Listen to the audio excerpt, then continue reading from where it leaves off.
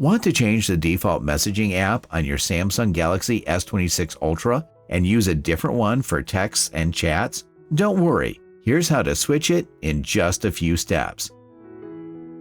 The first way is through Settings. Open Settings, then scroll down to Apps. Press it. Now tap Choose Default Apps. Then tap SMS App.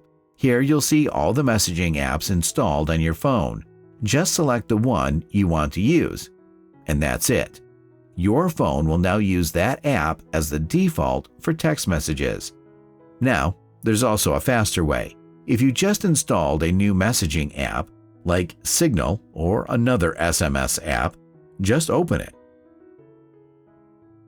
Most apps will ask right away if you want to set them as the default. If you see that pop up, just tap Set as Default and you're done. Thanks for watching till the end.